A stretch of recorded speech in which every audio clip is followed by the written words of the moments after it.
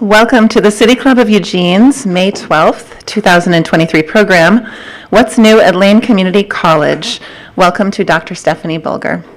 This is the 29th program of our 2022-2023 programming year, and my name is Karin Knutson, and I'm City Club's president for just one more week until our annual meeting. So new and exciting things coming to City Club soon. We come to you live.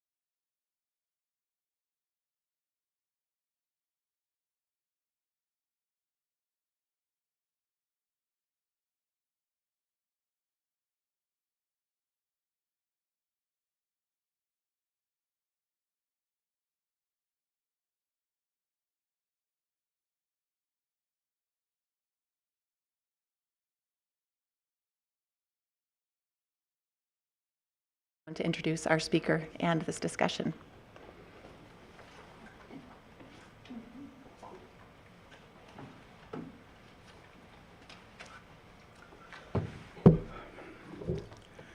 Oregon Governor Mark Hatfield presented the Lane Community College Charter in October of 1965.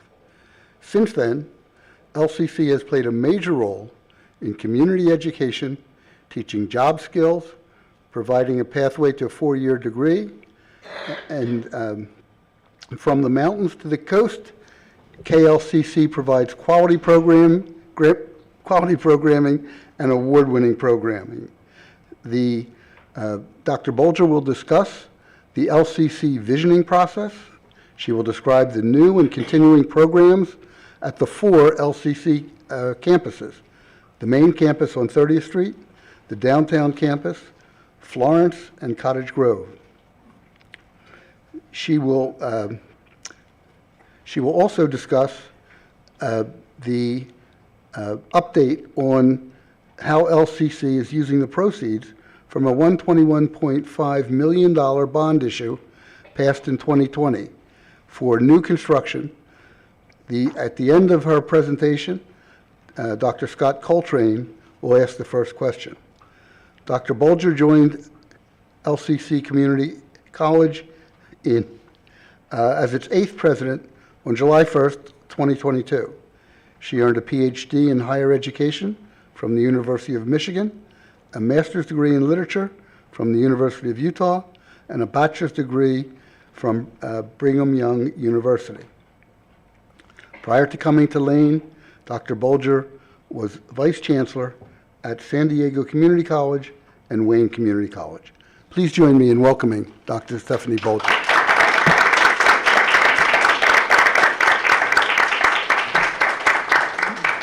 Thank you, Joel, for that introduction. It's really a pleasure to be here. I listen to the City Club presentations pretty much every week, and so it's an incredible honor to be here. Thank you so much for asking me to come and talk to you today. So I want to start with just a little bit about me, so you get to know me a little bit. I am from the Midwest. I was born in Chicago. I come from a military family. We moved around quite a lot. And I come from a family of educators, educators in schools, in colleges and universities, educators at the state policy level. It's an extended family of educators, and what we believe is that education transforms lives. We've seen that happen in our own family, and we like giving back in that way. So what led me to community colleges is kind of almost an accident.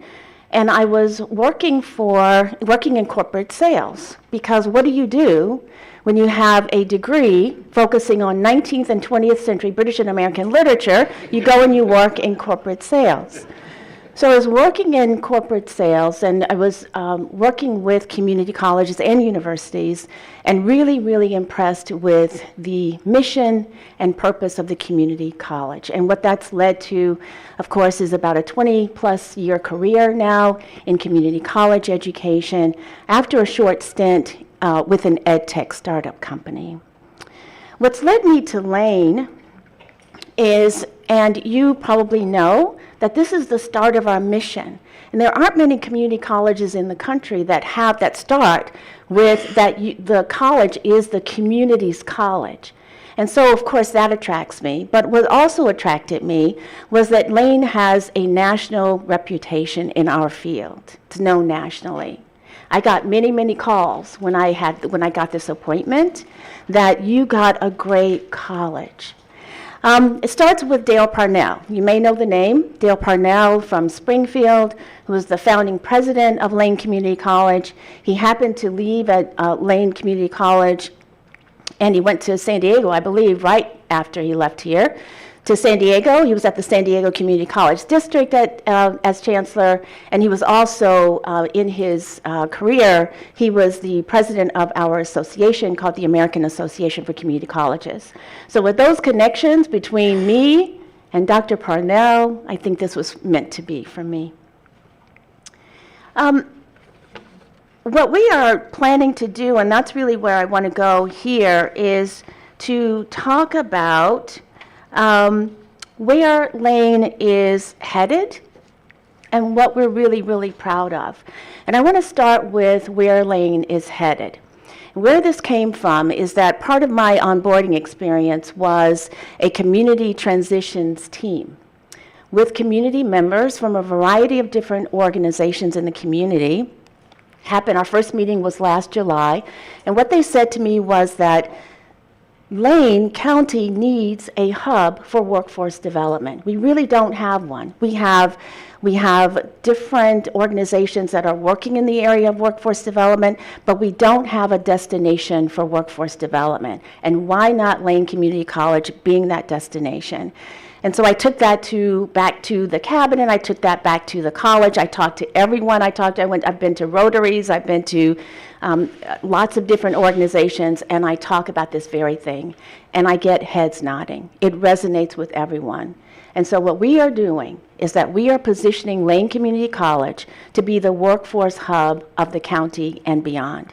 And what that means to us is that we are building out a robust alumni network. So if you have taken one course from us, a course in ESL, some GED courses, university transfer courses, career technical education courses, you get a degree or a credential, or you don't. You just take a course. You are part of our alumni network. You come back to us throughout your career for upskilling and reskilling throughout your lifetime. It is a different framing on lifelong learning, but we believe that it's the value proposition for the community college, that we are your workforce training provider throughout your career. Lane Community College has multiple locations, as you well know. We have the location on 30th Avenue at the main campus. We also have a location in Florence, a location in Cottage Grove, a location at the airport called the Aviation Academy, and a location on Willamette right now with the dental clinic. I want to share a few photos with you, and I will describe that for the listening audience. A few photos about some areas that we're proud of. One is the Aviation Academy, and what you're looking at is a photo from the 50s of the Aviation Academy. And of course, this is before Lane Community College was formally chartered, as you probably heard. And this is when it was part of a vocational school here. Lane Community College Aviation Academy is this today. And what that is, what you're seeing on the screen, is an image of our drone program. In our drone program, you'll see the students, the faculty member here, and you'll see the students with all of their drones. These students are preparing themselves for jobs that are now and also of the future. They tell me, this faculty member here tells me that the students can make between $65,000 to $120,000 a year. That's amazing with a 2-year degree. Also of note is that these students working with drones are working with Stanford University in order to help them navigate their science and technology related to mapping the Antarctica. And so that is what this image is of our Lane Community College students and also students at Stanford. Really incredibly impressive for us. Health and wellness is an area that we're really, really proud of, our health professions programs at the campus. This is the first class, first graduating class at Lane Community College. It's in the 60s, 1966. Nursing for Lane Community College is the largest nursing program in the state of Oregon. We're incredibly proud of that. And this image right here is of nursing today. And you can see the diversity in nursing. You can also see the very modern facilities that we have. And so we are training students on simulators so that they get a chance to practice before they go into health clinics. Our emergency medical technician program is the largest in the state of Oregon. I happened to go to a Ducks football game and happened to meet some of our students who were providing first responder assistance during that football game. Our partnerships are all around the county.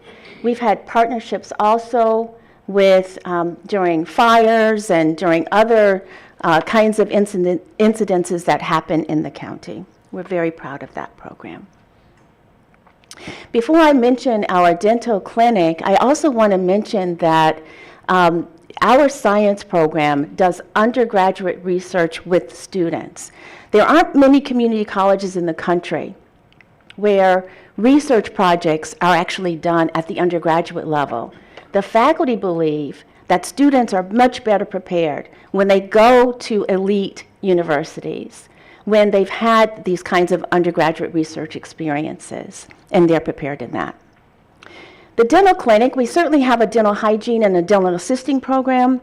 The dental clinic is a community service, and this is a service to the community. Community members come in for dental services. Our graphic design program, as we move to journalism, which is on the screen right now, and this image is actually from the 60s, when the journalism program was on the main campus. Some of you may remember that or remember hearing about that. We have a graphic design program, though, that is such a top-notch and premier graphic design program that they produce a magazine that wins national awards. Our students, working with a faculty member, compete with the top universities in this country. It's called The Bleed. I don't know if you've seen it, but if you haven't, then we would love to be able to get you a copy of that. It's a fantastic program. KLCC. Exactly.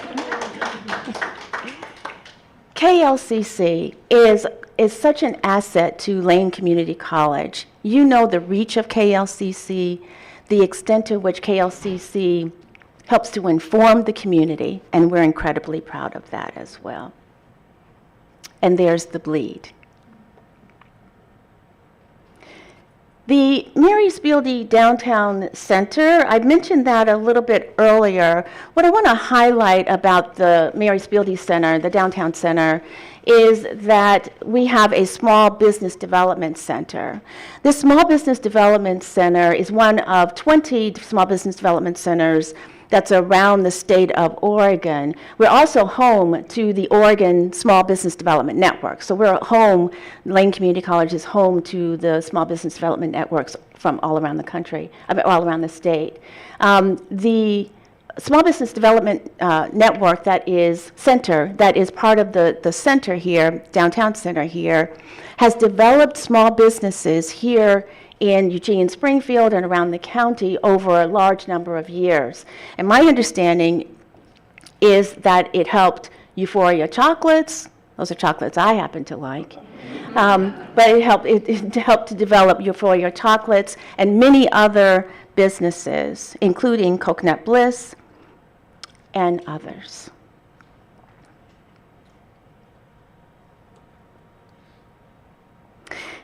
There are a couple of areas that I want to mention now that are really exciting for Lane Community College that are on our horizon. In 2019, the state legislature approved legislation so that community colleges in the state could develop and award bachelor's degrees. Lane Community College is one of 3 community colleges that are in the first queue or the first pass of being able to offer those degrees. Ours, which has achieved the second stage of that process, was just approved by our Higher Education Coordinating Commission here in the state for Lane Community College to be able to continue to move forward on a path to be able to offer the Bachelor's of Applied Science in Applied Business Management. This is considered a 2+2 program. And so students would complete an associate degree in business from us, and they would have the opportunity to continue on with their bachelor's degree. This is going to be a game changer for students in our area, students in particular who are working and who need to have access to education in their local area. You may know that most community college students stay right here in the local area, and this will give them an additional opportunity to complete their bachelor's degree. Our enrollment is strengthening. I'll tell you a quick story about when I came into the college last July, and we were headed to an even greater downturn in our enrollment.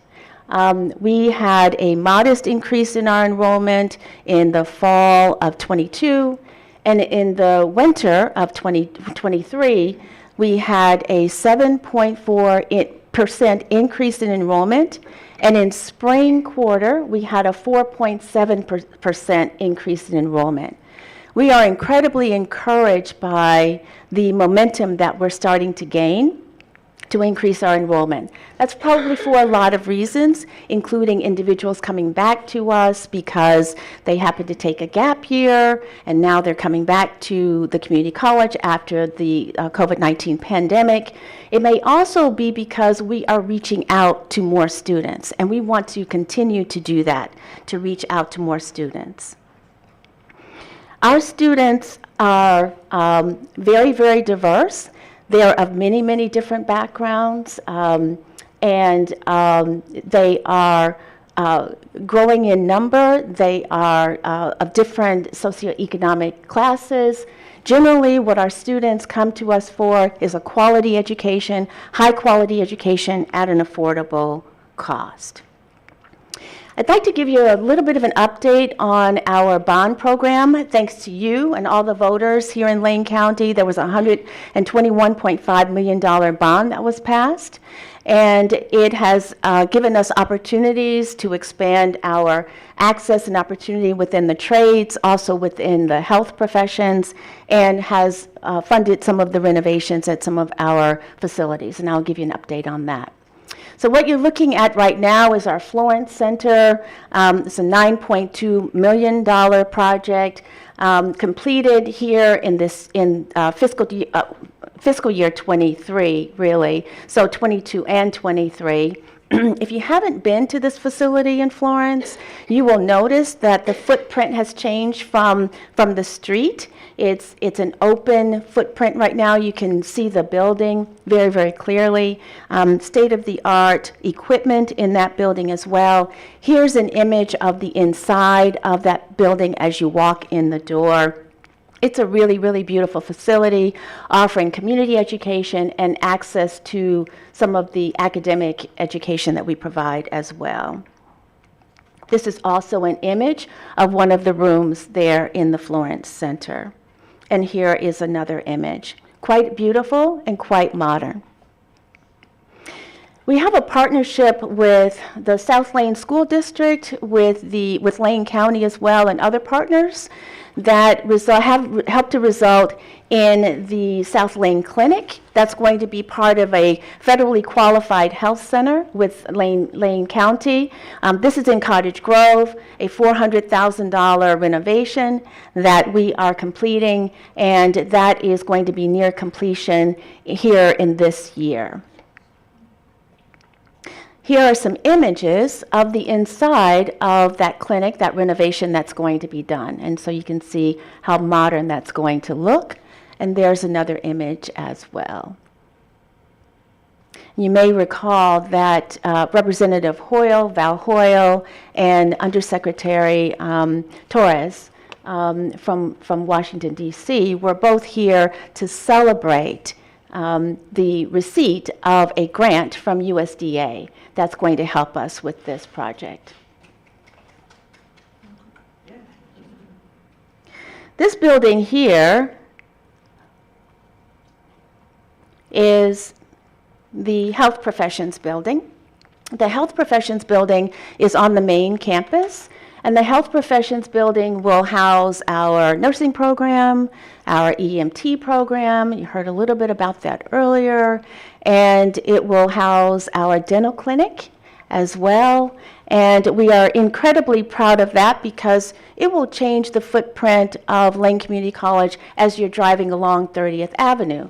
Right now you see the fields, the athletic fields, and right beyond that you won't see the utility buildings, but you'll actually see the Health Professions Building. There are, by the way, hard hat tours. And if you would like to join us on a hard hat tour, please just let us know and we will sign you up. I had a chance to do that yesterday, and it actually is quite an experience. Please be ready, wear comfortable shoes, because you'll need to walk upstairs and it's quite a scary experience. Here are some images of what's going to be in that Health Professions Building. It will be quite beautiful. This building is called the Industry Trades Education Center. We are proud of this one because it will create the jobs of the future in terms of the trades and in how we train individuals for them, how we partner with business and industry, how we converge engineering and some of the other programs that we have on campus with the trades. That will be taking place in this building. So the iTech building is going to have machining. It will have Industry 4.0 with automation and robotics. The unmanned or uncrewed aircraft systems, that's the drone program. Fabrication, apprenticeship, and construction will be right here in this building. And here is another image of this building. This is a little different location on the campus, but if you drive down Eldon Schaefer Drive, then you will be headed in the direction of this particular building on campus. And here's another image of that building as well. As I wrap up, there may be questions. I want to also invite you to the campus for a Trades Expo and Open House. It's going to be a week from tomorrow on the main campus from 10 o'clock until 2 o'clock.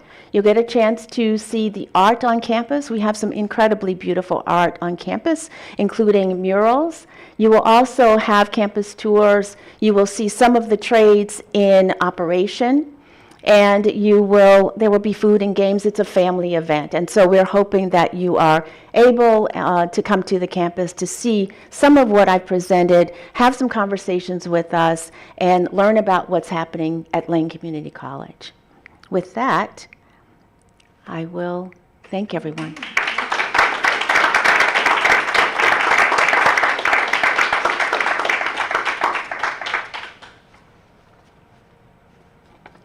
Thank you, Dr. Bulger, for joining us here today. Such a pleasure to have you and to see all that is happening with Lane Community College and the amazing facilities that are being realized with that bond support. We will begin our Q&A in just a moment, give you a few minutes here to organize your questions, compose your questions, and we'll begin with the first questioner from Dr. Scott Coltrane, past president of the City Club of Eugene. Before we do that, I do want to also thank our business and in-kind sponsors, the organizations that generosity helps to make City Club possible. Thank you to our Sapphire sponsor, AARP. AARP is dedicated to empowering people aged 50 plus and to keeping Oregonians informed, engaged, and active. And you can learn more at states.aarp.org/Oregon. Thank you also to our Platinum Community sponsor, the Eugene Area Chamber of Commerce, whose mission is to serve as a catalytic leader in creating a vibrant and diverse economy that drives economic opportunity and well-being. Thank you also to our gold sponsors, Network Charter School and Homes for Good, and our in-kind sponsors, KRVM 91.9 Radio, PAC Info and Simplified Computing, LLC, and Dotson's Photography. And last, since today we're putting the LCC in KLCC, a special thank you to our award-winning public radio station, KLCC FM, for airing City Club programs on Mondays at 7 p.m.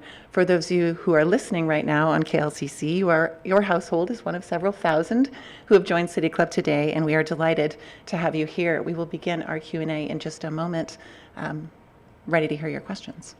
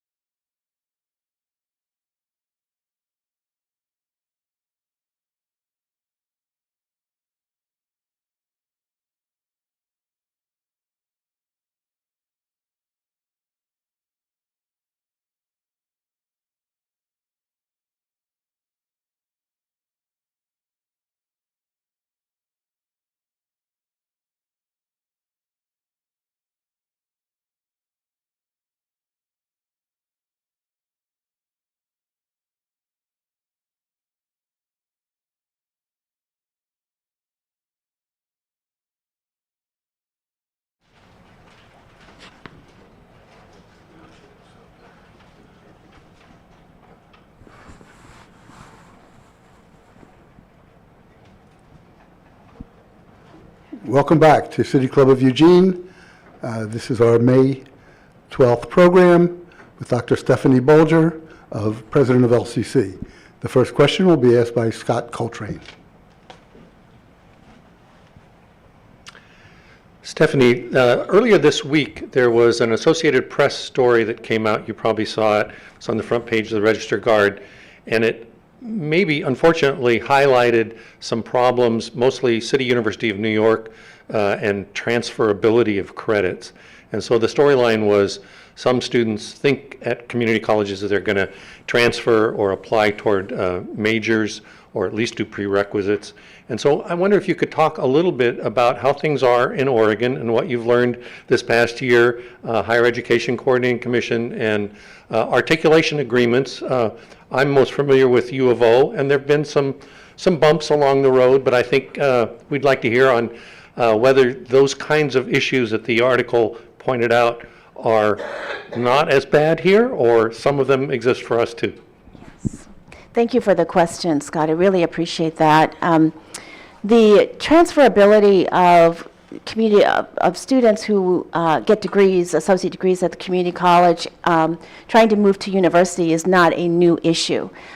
We have been talking about this for at least as long as I have been in community colleges. I remember when this was first really kind of brought to my attention. I was a vice chancellor of educational affairs in Detroit at a 5-campus multi-campus district, and I was working with a student who was an intern in our office. And I said, well, I said, what's your major? And she said, business. And I said, well, how many credits do you have so far? Are you planning to graduate soon? She says, well, I have 80 credits. Now, this institution was on semesters, so putting that into a little bit of context, I was horrified. I was absolutely horrified that she had so many credits and was not finishing and was not prepared to transfer. So the article that you're referring to, Scott, is not a new article. We see this almost every year, and it has been of concern. Here in Oregon, there have been some steps taken to address this matter. And we've got faculty. This is a statewide effort. We have legislation that's helping to drive this matter. We've got faculty and administrators who are part of this effort.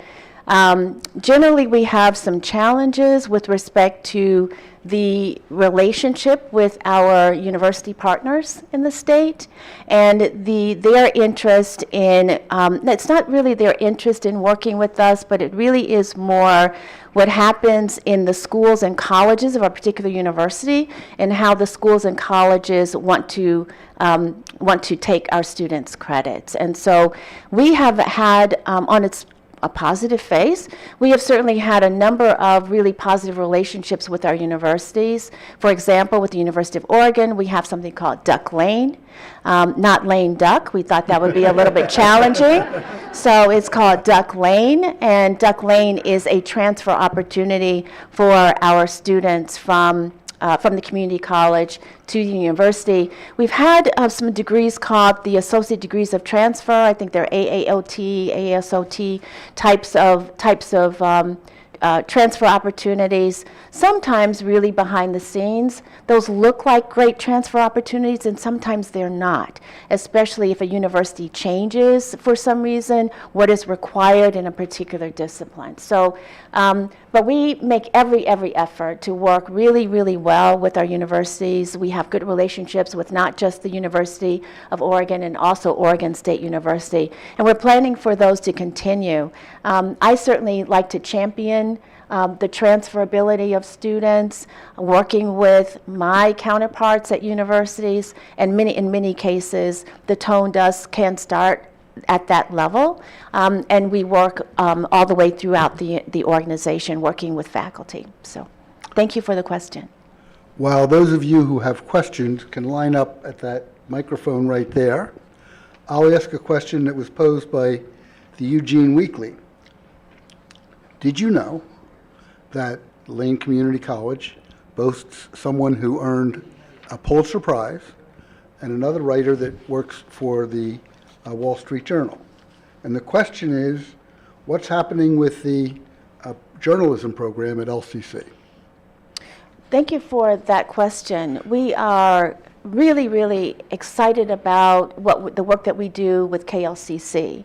I mentioned earlier that it's certainly an asset. We are proponents of journalism and proponents of media and communications and training our students to contribute to that field. I believe that we all know that media has changed quite a bit in our country. Media has changed quite a bit. And we understand that some of the courses that we've been offering recently have not had enough capacity in terms of the number of students in those courses, that they have just not been able to be offered.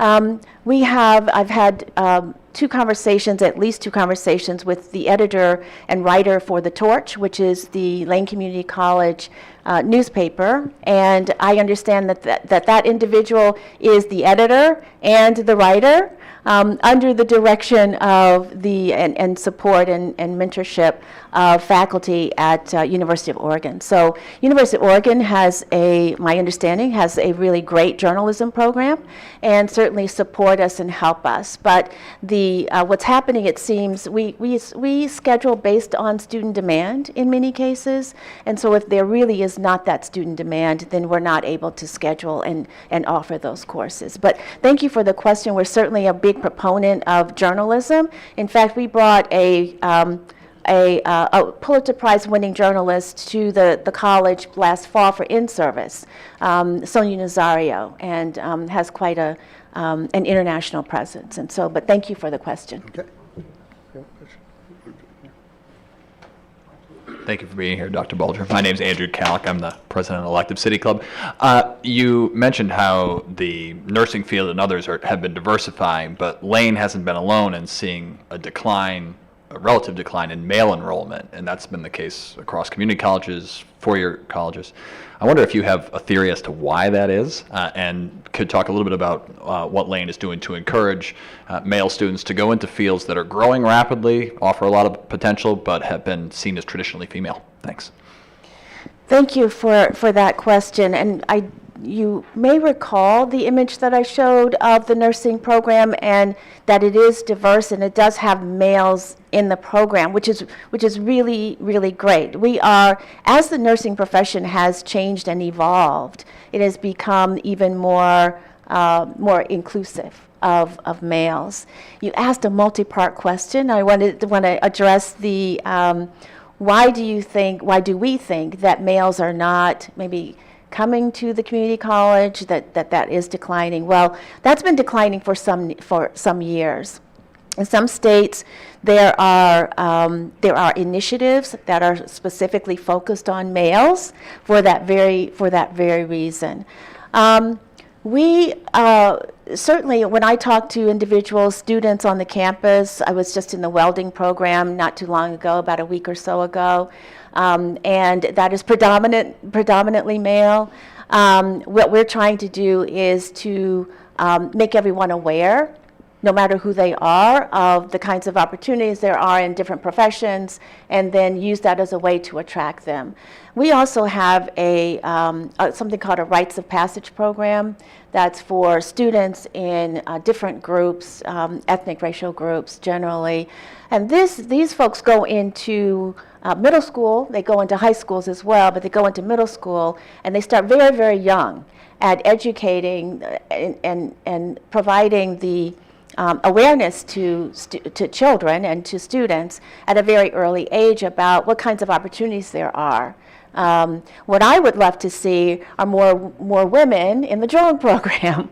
And so it kind of goes both ways. And so we really are making every effort to do that. We received some federal funding. You may know about it. It's called Perkins funding. It's so-called Perkins funding. So we received that, and one of the measurements in that funding is individuals who are from sort of non-traditional backgrounds in certain kinds of fields. So it's something that we are certainly pursuing.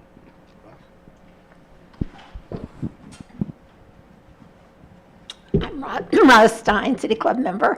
I'm concerned about the students who make it through high school but not really strongly and say, oh, well, I'll try community college. So what programs are available to give them the boost they need to stay and finish?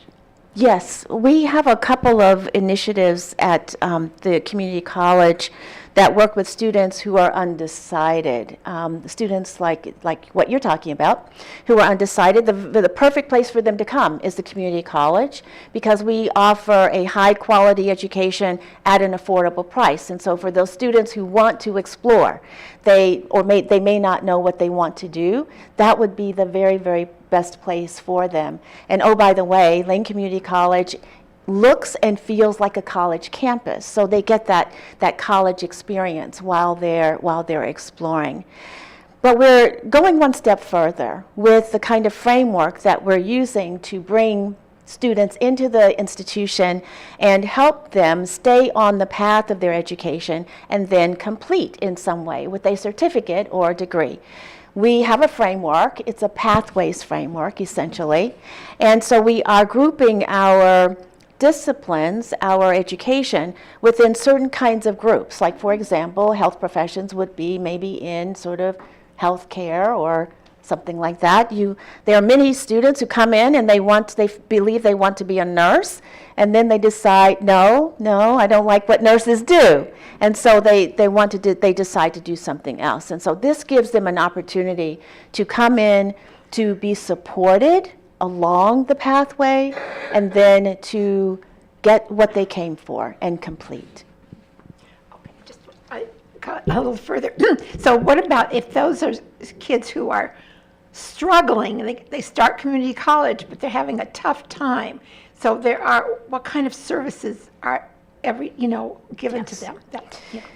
We, of course, have advisors in the community college, and we also have a position called a success coach in the community college as well. We're using technology in ways that are helping us help students to intervene in ways before they know that they're getting into trouble.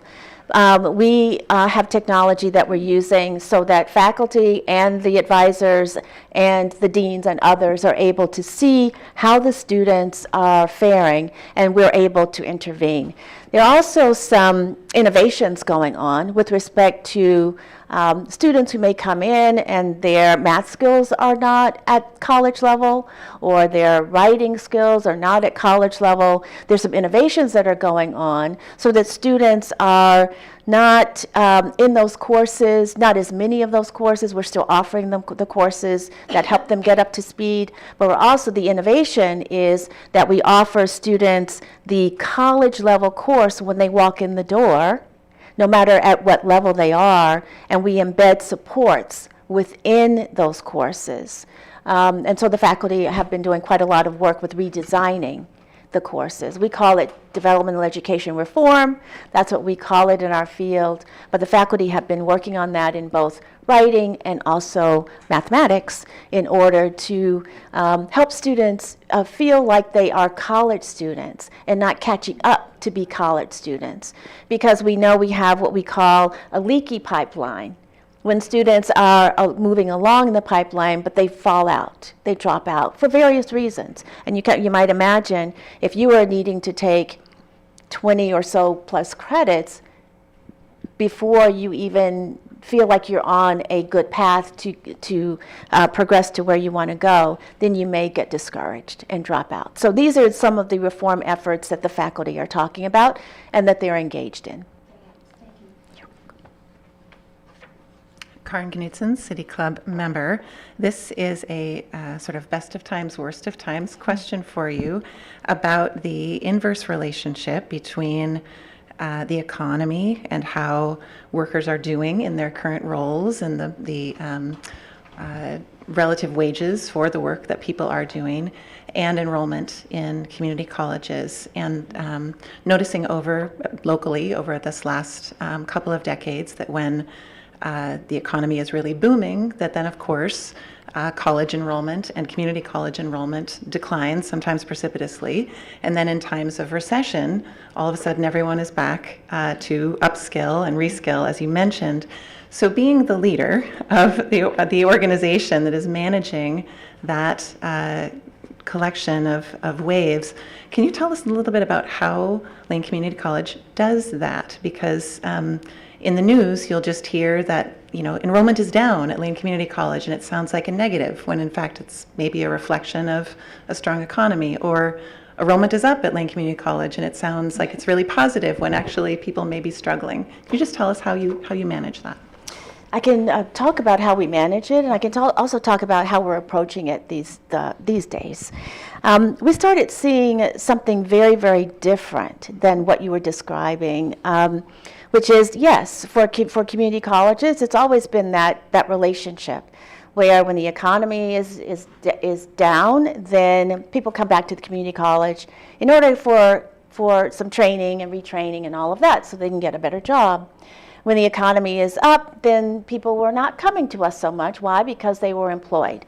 We're starting to see in the larger environment that we have a pretty healthy employment rate right now. And what's going to happen to the community college?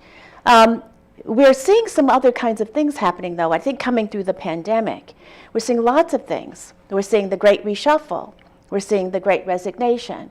We're seeing people having more choices and more options, going to work in remote work if that's what they want to do. They're leaving their jobs. They're going to do remote work elsewhere. They may be leaving their jobs. They've been in their jobs for a while. They're going to be open, starting food trucks or something. People are doing things. They had a chance to reflect and during the pandemic. So what we are not under my leadership right now, we're not so wedded to the economy so much, but really focusing on what the value proposition is for the community college today. We see that the COVID-19 pandemic really accelerated the impact of technology on jobs. This remote work that I'm talking about, use of Zoom for meetings, and all of that, virtual services, et cetera. And so we're seeing that that's happened. And what we're doing, what we believe our value proposition is, as I said earlier, is to be the place where people come for upskilling and reskilling throughout their lifetime, throughout their career.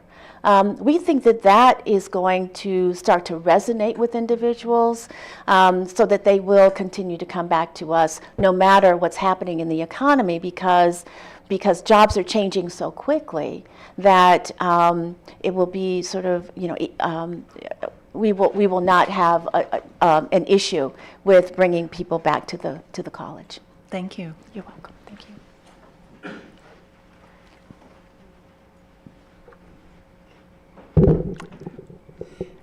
As a former home ec teacher from California, wherever I went in California, they had an open class for home ec and for nutrition.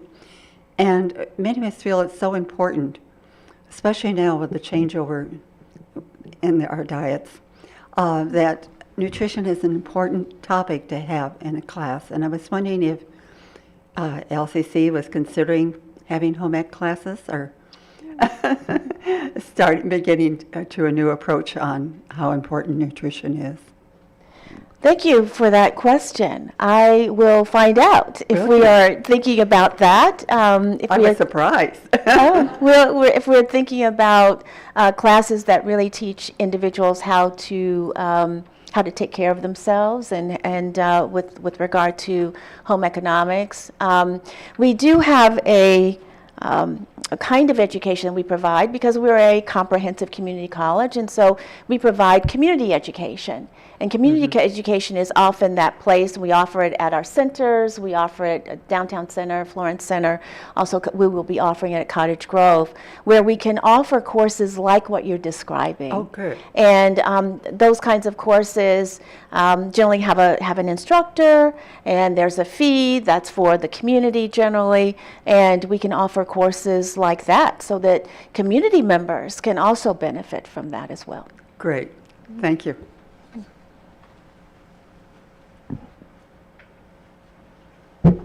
Let me ask a follow-up question to that. LCC had a very excellent culinary program. What's happening with the culinary program now, and when will I be able to have lunch there again? My understanding is that is that the Renaissance Room, if you've ever been there, the Renaissance Room was having some shortened hours this spring, but they were offering lunch there. So we can get you the schedule if it's still going on. Well, Chef Clive has retired. So that's the big news for us, and we do have another faculty member who has stepped in.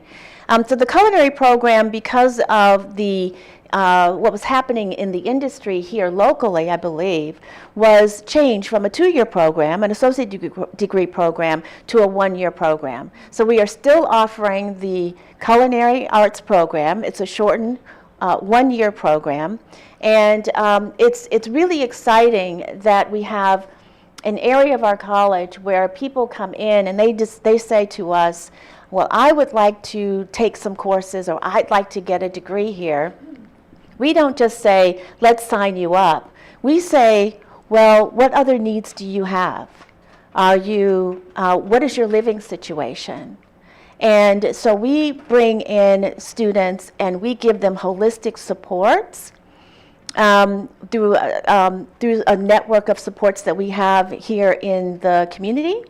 And we offer them the culinary arts program and many other programs as they are moving along in their educational and life journeys. So, but thank you for that, and we'll get you that information so you can come to campus. LCC does a lot for our community. What can our community do for you? Thank you for that. Thank you for that question. I am, first of all, really overjoyed at the not just the welcoming of me to this community, but also all of the things that the community does and has done to support the college. There's much more that you can do, and I can be happy to share some of those things. Certainly the scholarship support, we have a robust LCC foundation, and so scholarship support, we always appreciate that. We have donors who actually support students in the nursing program, support students in the drone program. I think it was about $650,000 or so that we just received to support the students who are in the drone program. This can pay, some of the scholarships are sort of $10,000. So this not only pays for their education, their full education, but also helps them with the living expenses and with their living expenses. So certainly in the scholarship area, we would love to have your support with that.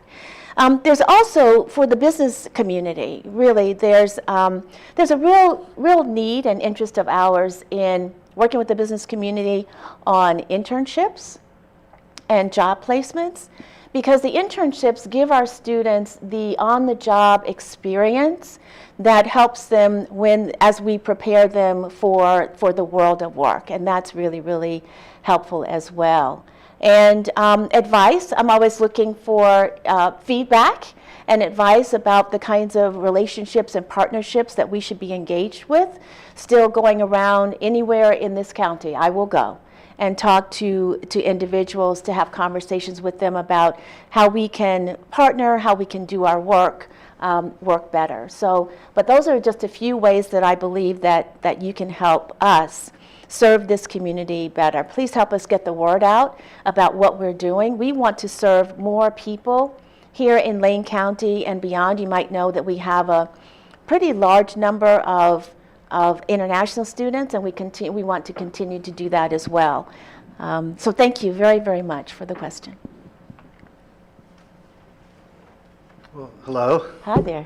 So I teach psychology at Lane, as we've talked about, and I've been there for a long time and seen a lot of changes.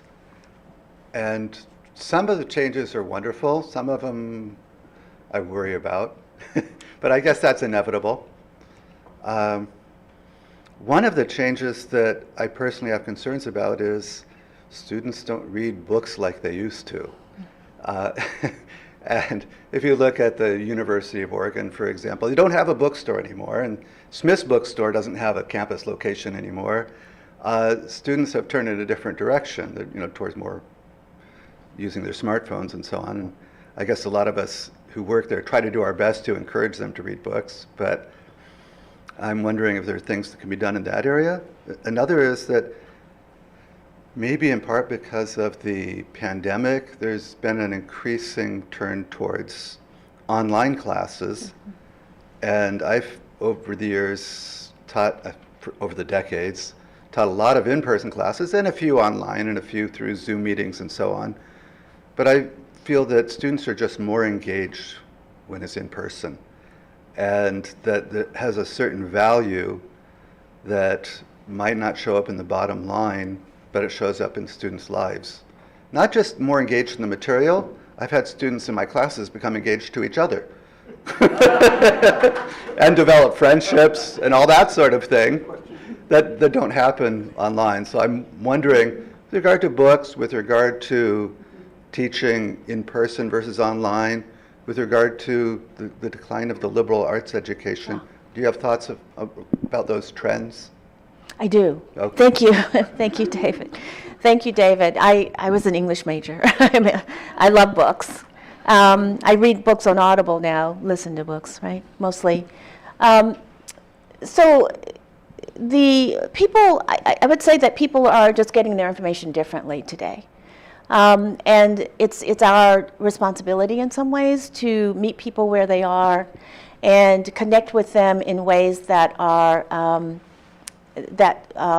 in ways that they can receive that information. So books in the intellectual discourse, all of that is still really, really relevant and really important, I think, in people's lives. And it's how we approach that and how we address that with them, I think, is what's changing. So people are just so wedded to their devices. If you look at little children, from very young children, they engage with technology in almost very intuitive ways. In almost very intuitive ways. And so we're just trying to meet them where they are. We still have a library, everyone, and we still teach students about information literacy and all of that. So we still are very much interested in that. I think your second question, or second part of your question, was about online and hybrid. The way I see that now, I worked for an ed tech company. One of the really exciting things for me when all of this was taking place, this move to online education, is that online education was going to democratize higher education. It was going to provide more access to people, particularly for those people who are working, had families and other kinds of responsibilities. That's why when I went into my first community college, that's what I did for the community college. So I'm a big believer in online education. Right now, what we're seeing at Lane Community College is that about half of our instruction is online and hybrid, and about half of it is in person. Well, this is not us, again, the demand. Students drive our schedule. And so we're seeing that people are just changing. Their needs are changing. And so we want to be responsive to them as well. And then there was a third part of your question. What was that again? About the liberal arts education. Oh, yes. Liberal arts education and its decline. The pattern that we're seeing is that we can have a lot of liberal arts majors in community colleges, but then when they go to university, when they transfer, those who choose to transfer to university, then that's where the decline is. It's the decline in students and individuals getting a bachelor's degree and higher in the liberal arts. That's really what's happening. So, but in the community college, we tend to have high numbers of individuals who are taking a lot of English classes or psychology, or which is not in the humanities, but psychology and other kinds of philosophy and other kinds of programs. So we're seeing that, but at Lane Community College's campus, we have a very strong arts program. We have a very strong music program. The board just approved an Associate of Science in Music. That's a direct feeder to the University of Oregon's program in music. It was developed in collaboration between University of Oregon and Lane Community College, so we're still encouraged by what's happening with the humanities. I happen to be on the board of the Community College Humanities Association, and it's something that we think about all the time, is how to generate more interest in the humanities. The humanities are changing, so there's digital humanities, and there are other versions of humanities as well. So humanities won't die. I hope that helps. Not on our watch, that's for sure. And I'm so sorry to say that that is all the time that we have for questions today at the City Club of Eugene. This has been our May 12th, 2023 conversation with the 8th president of Lane Community College, Dr. Stephanie Bulger. Doctor, thank you so much.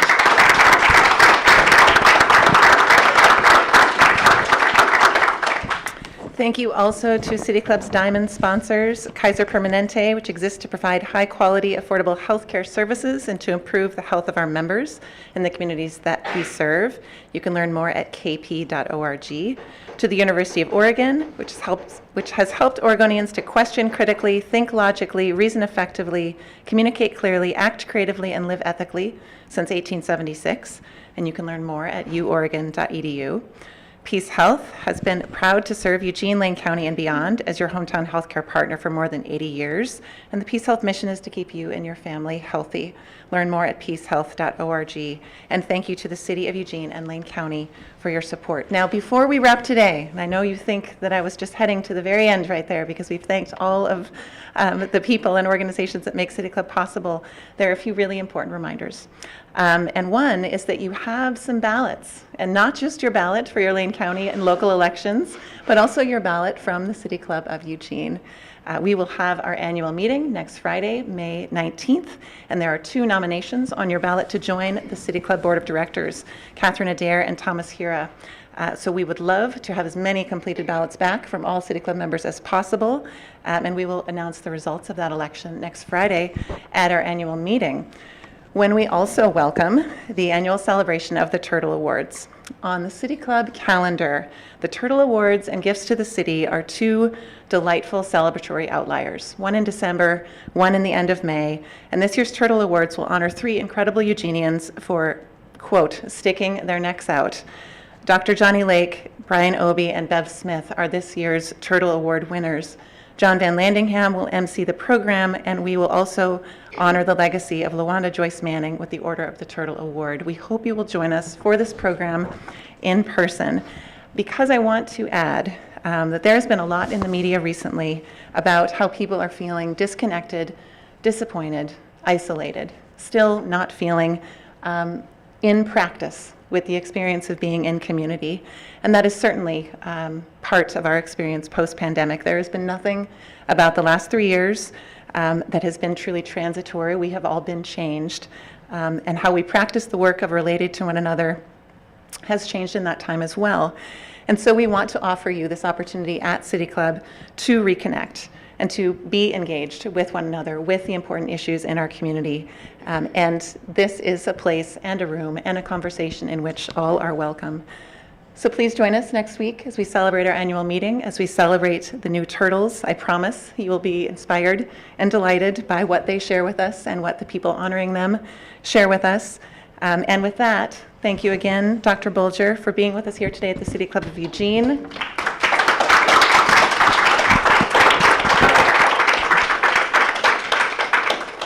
And thank you all for being with us. We look forward to seeing you again next week.